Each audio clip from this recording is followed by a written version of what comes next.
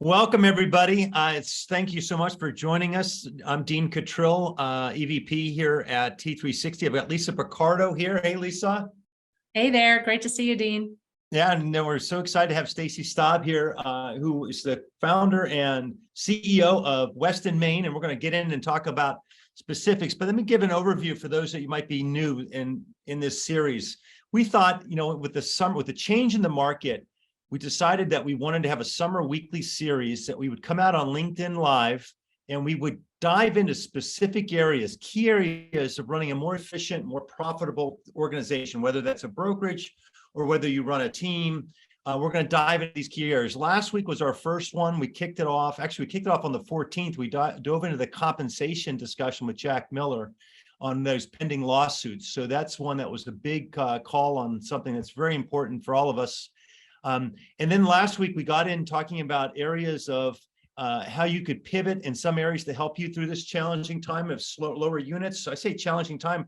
I'd like to say more it's an opportunity time for those that really see the opportunity that's out there. Because when friction takes place, that's opportunity, that's change. And if you've got your mind open and you see that green grass out there, you can start running. And our goal here is to really create a pathway that you can see where you can start running in a real positive direction for your organization. So with that, we're going to dive in. We're going to do this weekly through the summer and up until the beginning of September. So each LinkedIn Live each week at this time, same day, same time, same channel, is going to be another key area. We're going to have other guests like Stacie who are going to come and join us. And Chris, our marketing guru, is going to be dropping in our LinkedIn links so you can see our backgrounds and see more details about each one of us that are on this call. So with that, Lisa, let's go ahead and grab the screen. We'll bring up the keynote and we'll go through it.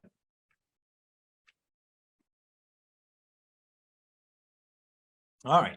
So you touched on this last week, but I'll let you give a recap again. Yep. So 7 key areas of profitability. This is one area when we do an annual business review, an audit of clients' businesses, we really hone in on these 7 areas. We're not going to go through each one of these areas. It would take a long time, but these are key areas. So we encourage you, of all the time, energy, and money that you have, you need to focus on these 7 areas where you get the best return for that time, money, and energy. What we're going to look at, and you can see those right there. I'm not going to read them to you, but number 6, operating expenses. Last, we dove into the number 1 largest operating expense, which was staff. And we talked about some ways that you could make some adjustments, some changes, look at the opportunities in that space. So that was last week's. This week, we're going to dive into facilities and in marketing.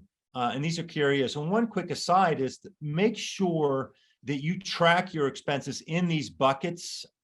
If you're using QuickBooks defaults to an alphabetical order. And we kind of smile when we say this, but you're not running a Sesame Street organization. This is a business. So bucket those expenses, track them, and on a year-over-year basis.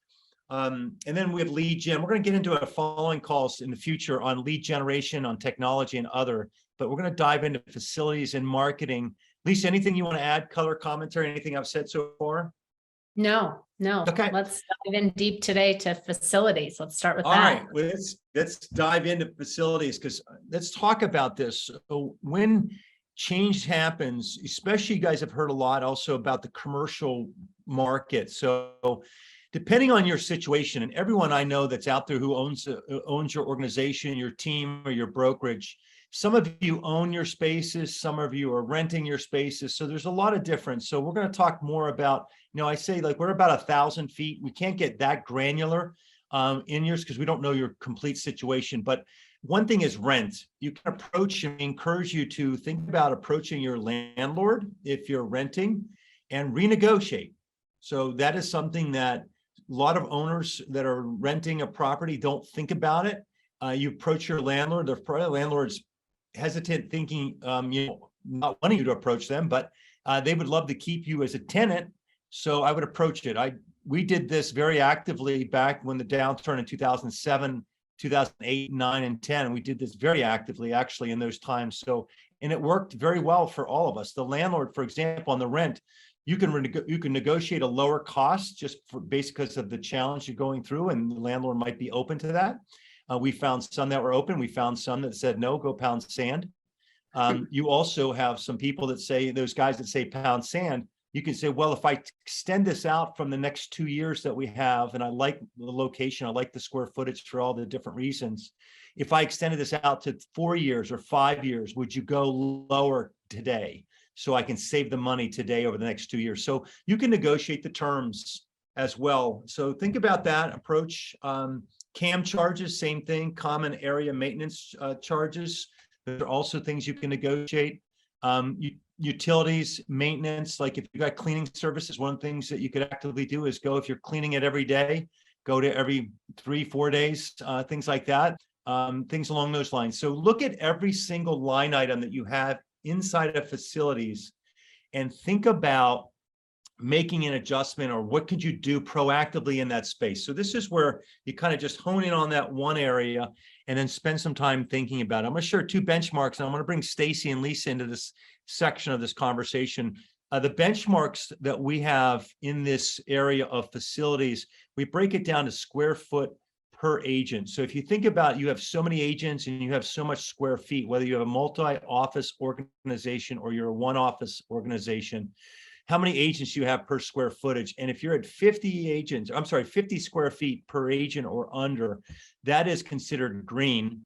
50 to 75 square feet per agent, that's going to be yellow, and above 75 square feet, that's going to be in the red. So that's one benchmark. And the other one is what we call an EDO number. It's an effective desk occupancy. If you take over your full expenses to run your organization on a yearly basis, and you say, okay, over that year, it's cost this. If I divide it by 12, this is what it costs me on average per month. And I say, okay, here's my square footage I have to run my business. What does it cost you per square footage to run that?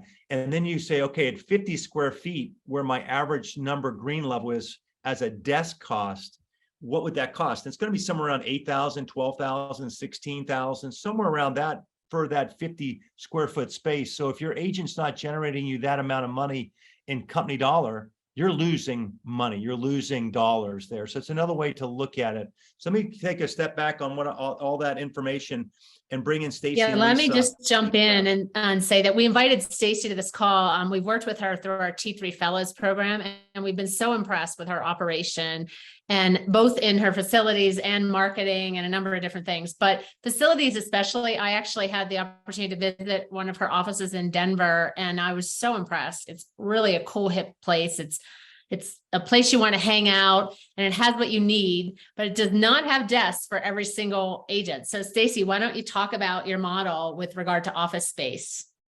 Yeah, from the beginning, we just decided, like, for one thing, my co-founder, Maddie, and I are both creative brained. And so we hate sitting in the same place every day. And so from the very beginning, we were like, we're going to have open flow storefronts. That's it. And none of our staff will have a desk. Our COO doesn't have a desk. Like, we all float the offices.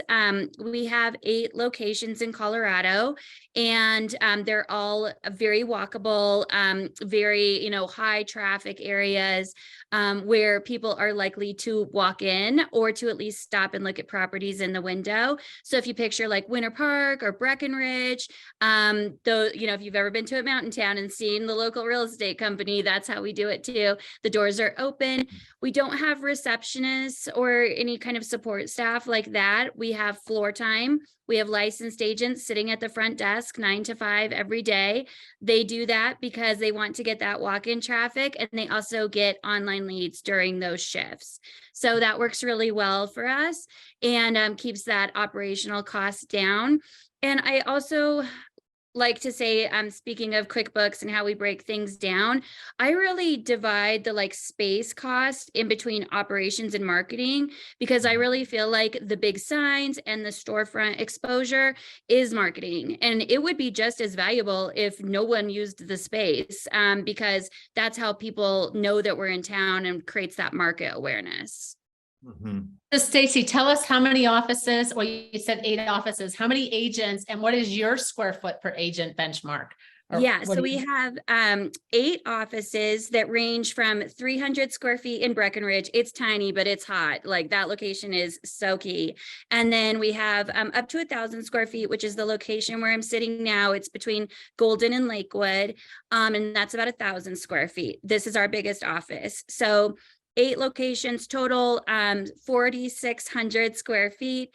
We have 350 agents in Colorado. And so that breaks down to 13 square foot per agent.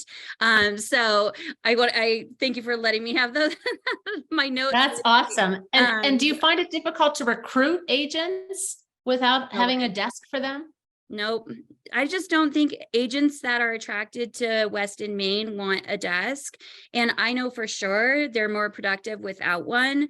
I have watched agents sit at a desk that they're paying for and they're not real estating all day, but they're, feel like they need to sit there. I want my agents out on the street. I want them, networking and meeting with clients and going on appointments and focusing on that. But because of the open floor of our offices too, it's just good vibes, but there's also always somewhere to sit and work if they need to.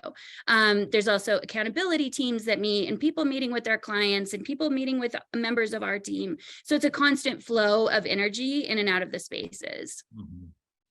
It's awesome. Great Those are some color. incredible numbers. She's got swag to buy, agent gifts, she's got Ninja note cards. It's a really cool space for sure. Thank Great. you. Thanks. Yeah, So awesome. let me move into marketing. Okay, so we're going to talk a little bit about marketing. So here's just a few categories of marketing, right? Print advertising, digital advertising, website, SOI marketing, which Stacie's a master at, signs, events, awards. And so one of the things I think that we talk about the benchmarks here, and they're a little different because we consider anything 7 to 10% of your total operating expenses to be green, and then 10 to 15% and 5 to 7% to be yellow. And then anything over 15% would be red, and anything under 5% is also red. Now, one of the things I just want to mention as a caveat is we realize everybody has very different business models, right? And so some people want 10,000 square feet for whatever reason, or they have an event space, who knows? But you make these decisions and, maybe the benchmarks don't match up completely. The other thing about marketing is that, we do have more and more clients that are making marketing a profit center from their agents. They're actually making money off of, like they're upcharging on some of the marketing. And so that it's not actually an operating expense for them, but a revenue generator. So, so that's food for thought. You can also outsource a lot. I mean, that's something to think about. Like, used to be, I had a client once that had 25 people on their marketing team, and and this was a huge company, and they scaled it back to 6 and realized that they can get it all done with 6 people, the same thing, right? Now, some of the technology tools are so great that it makes it more convenient. So let's talk to Stacie a little bit about her marketing. Yeah, I know from going through the T3 Fellows program and how I compared as we were going through all of the exercises in like business analyzation that I do spend money differently than most brokerages. We've never done any kind of print advertising. Our answer to that is our lifestyle magazine, which is customized to the agents. The agents pay for those and send those to their people. So that's like what we call print advertising, but it's not magazine ads, right? Or something like that, where more traditional brokerages might spend money. Our websites are very well established. We have what I like to call a constellation of websites so that we can control a lot more of the content, but still have that IDX capability. That's where those online leads come in for our floor people. And we pay Google pay-per-click, so that's a pretty small expenditure when it comes to it. We do spend a lot of money on events, both client facing and for the agents. So just in the last 2 weeks, we hosted a golf tournament for our nonprofit foundation. We've done a magazine launch party for our latest issue. We've done a Bunko brunch for our mentor team. We will do a First Friday event every First Friday. So things like that just to help our agents have something to talk about in a very ninja way, without having to like pick up the phone and cold call. It's more of like a pull marketing, like, hey, come hang out in my office. We're throwing a party, you should come. So that's a huge piece of our budget. Awesome. Great. Yeah, that is awesome. And That's do you one want to thing, talk if a I little could bit? amplify, Oh, go ahead, Dean. amplify what you just heard, everybody. Stacie is tremendous culture in her organization. The churn rate, disassociation rate is on the very low side because of that and that connectivity. And events, as we talk about, Lisa, as we talk about in the fellows program with clients, so important that you have events that you're doing and you're actively and working with your agents to really get your, and that's something that's part of marketing, is fear, reaching out to your clients, customers, friends, things along those lines. So I think that's an incredible point. And that when you talked about recruiting, my recruiting is so different too, but we host tons of classes in our offices and online, and everyone is welcome. So most of the agents that didn't come to us from a warm introduction from either an agent or an affiliate came to one of our classes that they saw us posting about. So I don't really like consider it recruiting, but that is like the only thing that I really do. So we spend a lot of time on that education piece as well. Awesome. And just take a minute, Stacie. I know you've expanded into other markets and other states, a marketing expansion sort of. Do you want to talk about that for a minute? Yep. So we're in Oregon, where we acquired a brokerage that was kind of headed to retirement. And then, so we have 2 offices in Bend. And then totally different, we have 2 offices in OKC. That is more of a brand partnership. We handle all of their creative through our systems, through our creative team that's based in Denver. And then I do a lot of like coaching and consulting with them, to helping them build their brokerage, but they run their own P&L. And then in Minnesota, one of our favorite agents, her husband got relocated and they wanted to be closer to family. She couldn't find a place where she wanted to work. So she started Weston, Maine there. She already has 10 agents. She's doing wonderful. I went out for the grand opening last week. So we'll handle that much like we handle Oklahoma City. She'll run her own ship, but with our support. And then North Carolina is just a baby brokerage.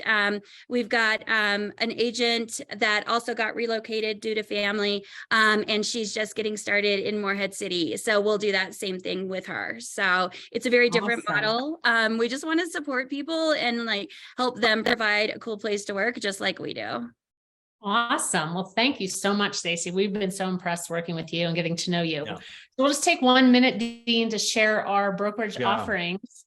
And you can start with fellows that Stacie went through. Yeah. I love that. I'm just going to talk about it. Dean doesn't have Go ahead. to, but I think Dean might be having internet Yeah, connectivity. so Dean, we can't hear you. We'll Go talk ahead. about it. Stacie will talk about it. Yeah, the fellows program is amazing. It's the best choice I made for my business. It is a very intense program. Yeah, go ahead, Stacie. It is a lot of work, but you will make, it's the best networking. I established such close relationships with my classmates, and I continue to trade referrals with them. So if anyone wants to ask about it, I am available. I'll talk about it all day long. Awesome. Thank you. And we're kicking off our fall class in September. So we'll give you our contact information. I'll talk about 2 other programs because we may have lost Dean, but compensation risk assessment. This is a new program that we're doing. It's really about improving the buyer agent segment of your business and protecting that compensation with all the lawsuits coming down the pike. So we're offering an in-depth analysis of various elements involved in buyer agency operations. And the third newer offering that we have, Dean, are you back? Do you want to talk about leadership circles or? Yeah, leadership circles. Am I back? Can you hear me? Yes. Okay, great. Leadership circles, that is something where it is, you can think of it as mastermind groups, but they're focused in specific areas. We want to do a sprint.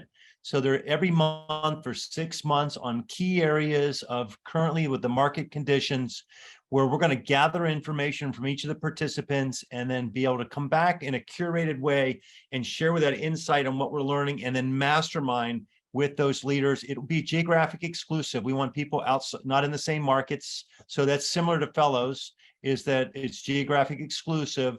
Everyone can be open to talking about the challenges, and we're gonna work through that, not only facilitate it, but also be driving that with our research and our intelligence that we've derived over many years of doing research to help you in this time of change. Great. And here's a QR code if you want to schedule a meeting with Dean or myself, and or you can reach out to Stacie Staub on LinkedIn as well. So thank you all for joining Stacie, us. Thanks, so Stacie. much, Stacie. Thank you for having me. See you guys soon. We'll see you. Take care. Happy 4th of July. Happy Yes, 4th. happy 4th of Yes. July. Happy Independence Happy Weekend. 4th, guys.